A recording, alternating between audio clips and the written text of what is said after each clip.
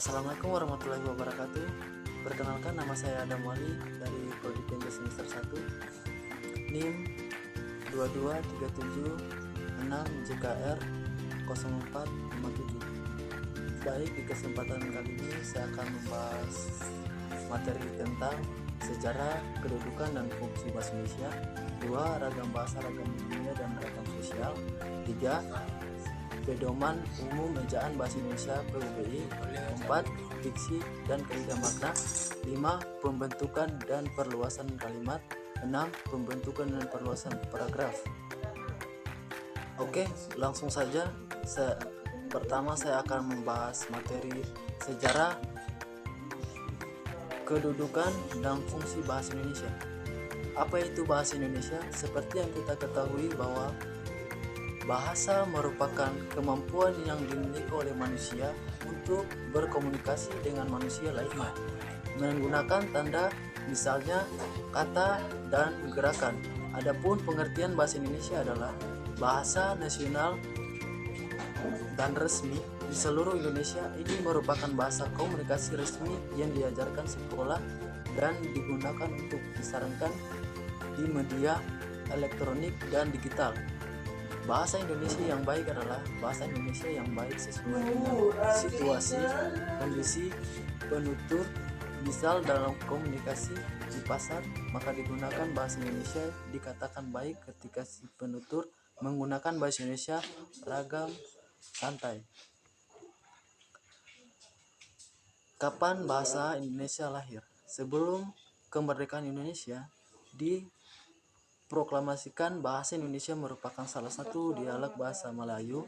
Telah berabad-abad, bahasa Melayu dipakai sebagai alat perhubungan antara penduduk Indonesia yang terdiri dari berbagai suku dan bangsa. Bahasa komunikasi antara pemerintah Belanda dan penduduk Indonesia memiliki berbagai macam bahasa juga menggunakan bahasa Melayu. Oleh karena itu, bahasa Indonesia lahir pada tahun 1928 saat dilaksanakannya Kongres Pemuda pada tanggal 28 Oktober. Bahasa Melayu diubah namanya menjadi Bahasa Indonesia dan diikirkan sebagai bahasa persatuan atau bahasa nasional dalam sebuah pemuda. Fungsi bahasa secara umum, yaitu fungsi umum bahasa yaitu alat komunikasi manusia. Fungsi khusus dengan suatu tujuan yaitu fatik, konotif, emotif, kulturalil, polisi, edukatif, mengatur diri, mengatur orang lain, interaksi, adaptasi, sosial, dan lain-lain sebagainya. Lanjut, materi kedua yaitu ragam bahasa, ragam ilmiah, dan ragam sosial. Ragam bahasa adalah rangkaian bahasa yang memvariasi, yang memiliki topik yang diperbicarakan, serta menurut medium berbicara dalam konteks berbagai ragam bahasa.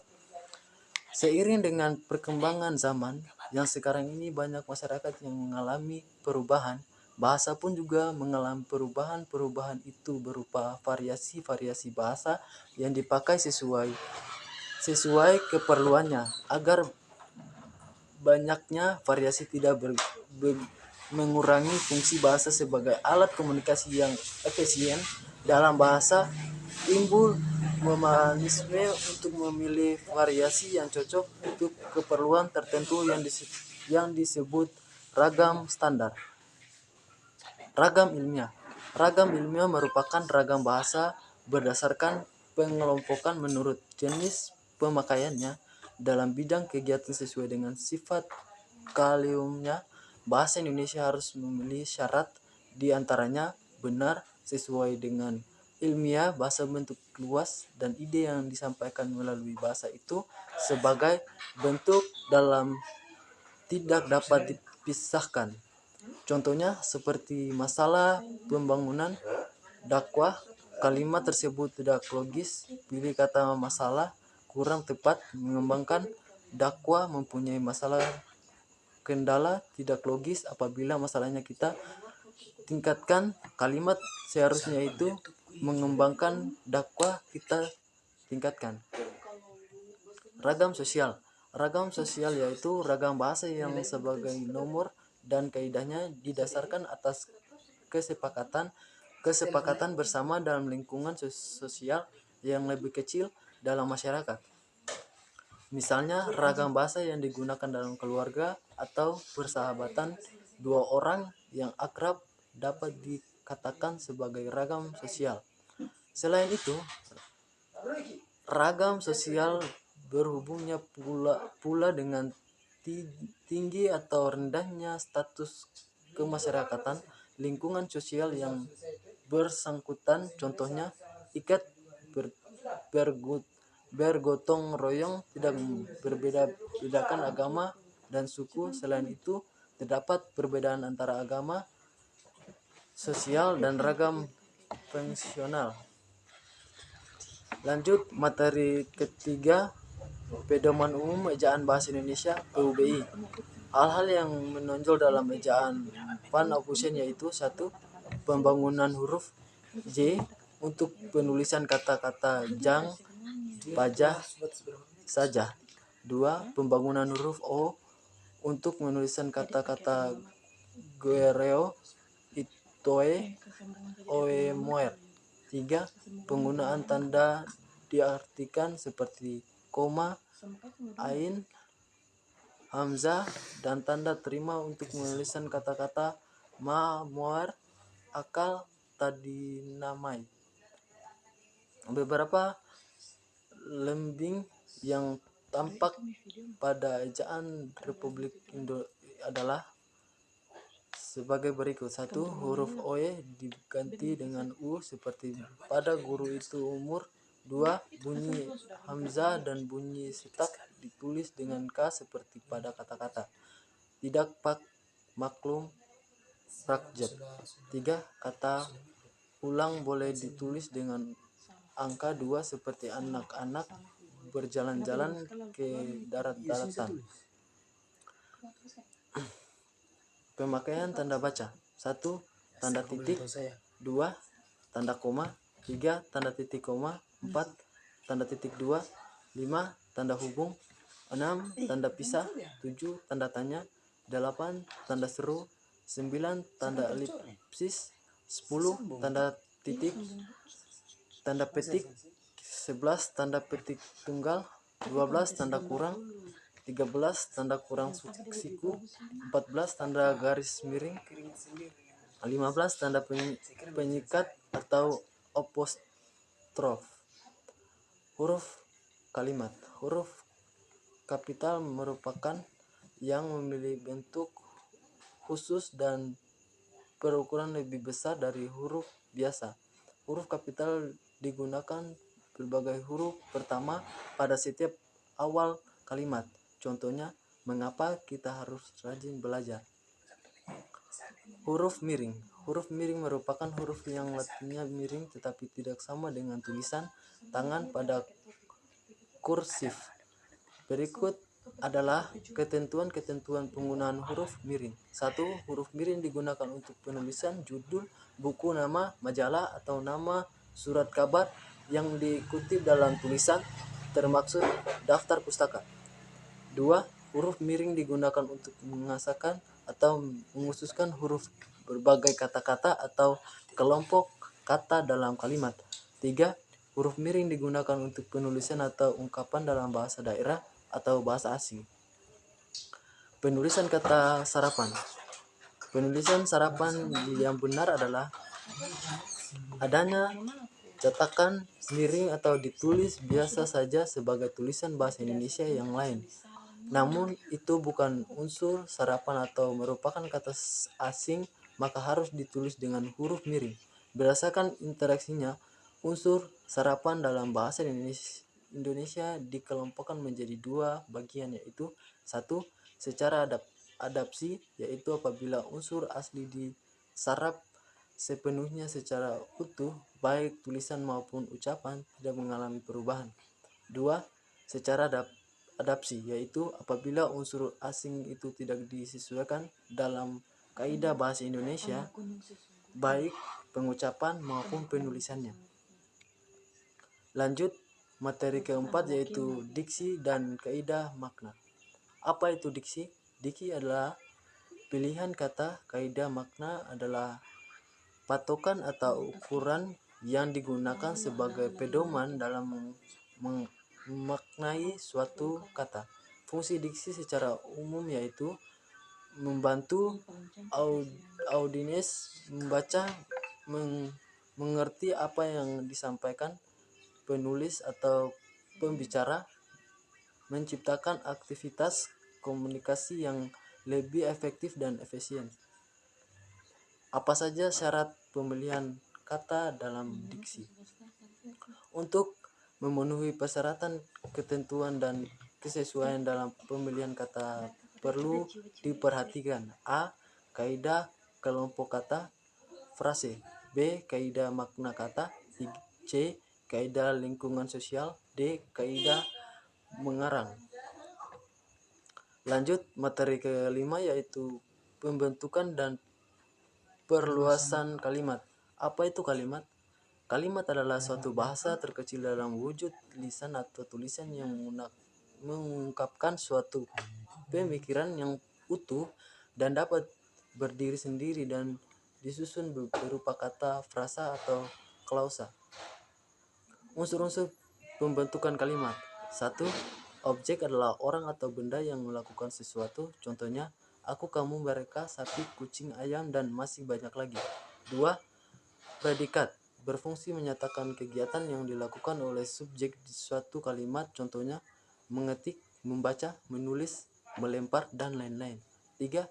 Objek adalah orang atau benda yang sedang menerima sesuatu tindakan itu. Contohnya, komputer, majalah, buku, pensil, dan lain-lain. 4.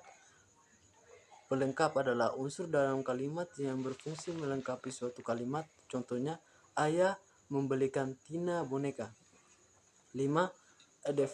Adverbia atau kata keterangan berperan memberikan keterangan kepada kata atau kalimat seperti kata verba dan kata sifat. Contohnya, kemarin, sekarang, hari ini, lusa, besok, pisau, mobil, dan lain-lain. Struktur kalimat yang benar. Dalam struktur kalimat dapat pola kalimat yang membantu untuk menyusun sebuah kalimat serta seperti objek, predikat, objek keterangan, dan kata tambahan SPOK. Macam-macam kalimat dan penulisannya. Berdasarkan struktur gramatikalnya, kalimat dapat dibedakan menjadi dua, yaitu 1. Kalimat tunggal merupakan kalimat yang terdiri dari suatu klausa atau setidaknya terdiri atas subjek dan predikat. Contohnya, ia berdiri di tempat itu, aku terjebak macet di sana. 2. Kalimat majemuk adalah kalimat yang luas. Itu kalimat yang terdiri dari dua klausa, yaitu kakak sedang menyiram bunga ketika ayah sedang membaca koran, adik menari dan saya menari. Berdasarkan tujuan kalimat dibedakan menjadi 4, yaitu 1. Kalimat berita adalah kalimat yang tujuannya untuk memerintah orang lain untuk melakukan sesuatu. Contohnya, tolong tutup pintu itu. 2. Kalimat berita adalah kalimat yang berisi informasi. Contohnya, kita akan berangkat ke bandara besok siang. 3. Kalimat seruan adalah kalimat digunakan untuk mengungkapkan perasaan. Contohnya, wah, indah sekali pemandangannya itu. 4. Kalimat tanya merupakan kalimat yang bertujuan untuk mengungkap pertanyaan terhadap sesuatu hal. Contohnya, kemana korban bencana alam itu dipengungsikan. Lanjut materi ke-6 yaitu pembentukan dan perluasan paragraf. Pengertian paragraf. Paragraf adalah kesatuan pikiran berupa penggabungan beberapa kalimat yang mempunyai suatu gagasan atau tema. Dengan kata lain, paragraf merupakan kumpulan kalimat. Paragraf berdasarkan pembentukannya telah dibagi menjadi 3, yaitu 1. Paragraf dedukatif, 2. Paragraf indukatif, dan ketiga paragraf campuran. Contoh paragraf dedukatif.